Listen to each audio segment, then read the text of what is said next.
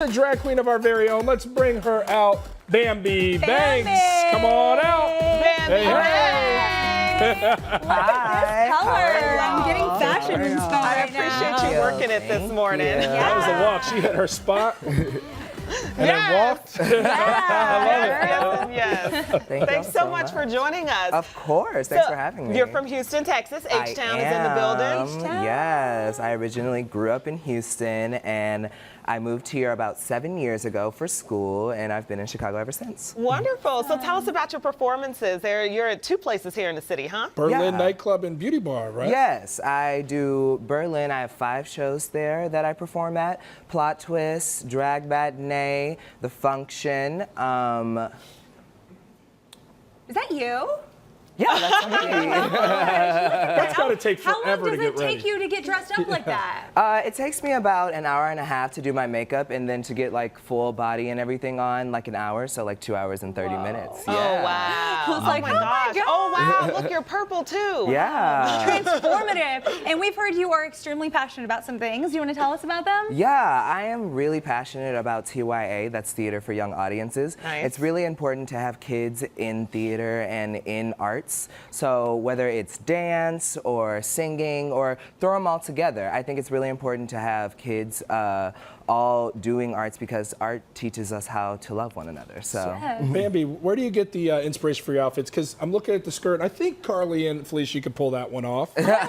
Did you make that? no, I did not make this. My friend made this, It's but I so do get a cool. lot of my inspiration Is it- from like aliens and space and cartoons. I love to do This is cosplay. like made of hair. Yeah, Like this is wigs. made of hair. I thought so. I was This is sure. I really wanted to be cool. like, is that like bundles? You have bundles on bundles. all around. Oh, there it goes. There it is. It's cute, and it moves. Honestly, you know, business is business. You have to do appearances. But if your relationship is on the line, then I say, you know what? Sometimes you got to sit back. Sometimes you just got to take off the time, forget the money, and, you know, work on your relationship. Would you want a significant other that says to you, and again, we don't know if Miss Parrish told him that he can't do this, but would you want a significant other, if you had messed up, that says, no, Bambi, you're not allowed to do this or that? I would like her to trust me, but I think that in his situation, it's very hard to trust him.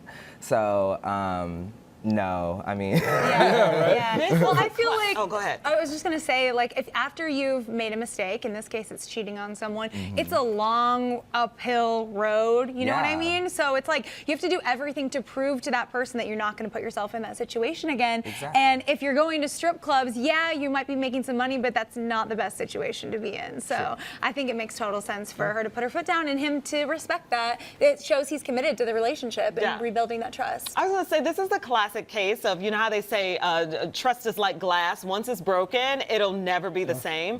I mean, I think this is a perfect example. As you said, it's a long uphill battle for both people involved because you have to work on being loving and open enough to try to trust that person again. Because fact of the matter is, you're not going to be around them 24/7. Yeah, and it's just a classic case. You see this so much in entertainment, and maybe you see it outside of entertainment, but it's just spotlighted there because it's what we all like to view. But Kevin Hart was a guy who was a unknown comedian at one point.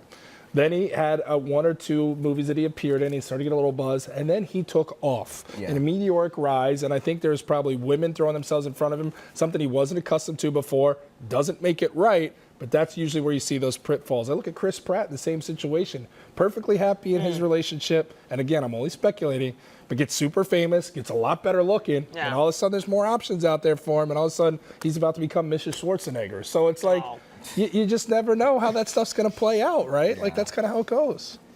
Yeah, I guess, but I still think that it's like important for him to like take the steps to like do right. Yeah, 100%. 100%. I agree with you there. No, I don't think it is. So here's the thing. If you're now forcing, you're making it by law, a woman has to be there.